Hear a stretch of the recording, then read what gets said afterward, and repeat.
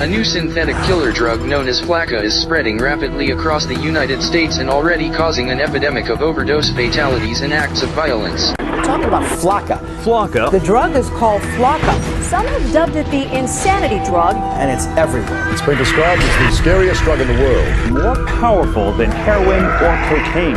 This is a synthetic drug that can alter your state of mind, raising excited delirium, body temperature, and literally losing their mind.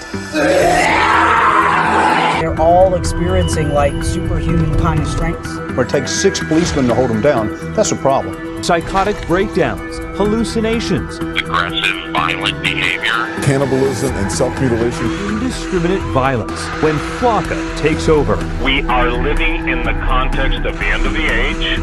We are a nation under judgment.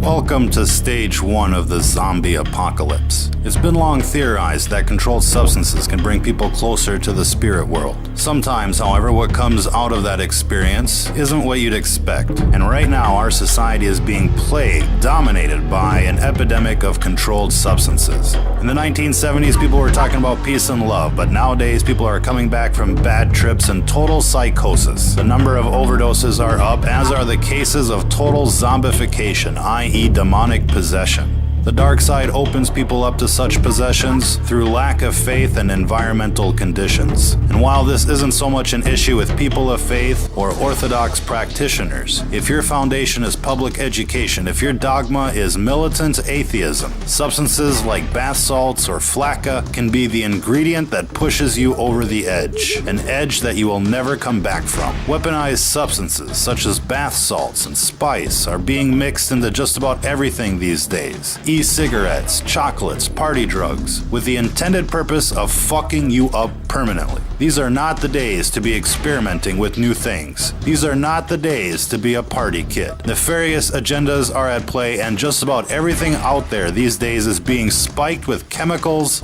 to do you in. This recent craze of legal highs, for example, has become epidemic in proportion. Coupled with the outbreak of pharmaceutical abuse, heroin abuse, meth abuse, this all has the potential to doom an entire generation like never before. Our message is clear. Don't be a guinea pig. Whatever is out there circulating on the streets these days is experimental in nature. Cities are receiving experimental batches so that the effects can be recorded and analyzed. Now, we'd like to think that most of you out there have the common sense to avoid these types of substances. But if not, let this be a fair warning to you. If what you're into is not 100% natural, if your surroundings and mental state is not 100% positive, whatever you're thinking about is not worth the experimentation. Even alcohol has the potential of channeling in evil spirits. If you go to a liquor store in British English societies, hard liquor is called spirits, and it's called spirits for a very good reason. Again, these are gateway substances, and when they're added to the atheist psyche, anything is possible. If you've ever seen somebody turn bright red while drinking, you're basically watching demonic forces take over. Most times, the affected individuals are unaware, and while most of us dismiss their drunken behavior as simply being drunken behavior, there is something else going on. The dark side is constantly trying to induce what's called mutation by design. It's the main reason why everything you buy is laced with chemical or unnatural substances. They call the food GMOs, with the intended purpose of changing the composition of people from a natural state to an unnatural state, from a natural vibration to an unnatural vibration. And while this gets into the metaphysics of the world at large, what you're seeing here isn't natural,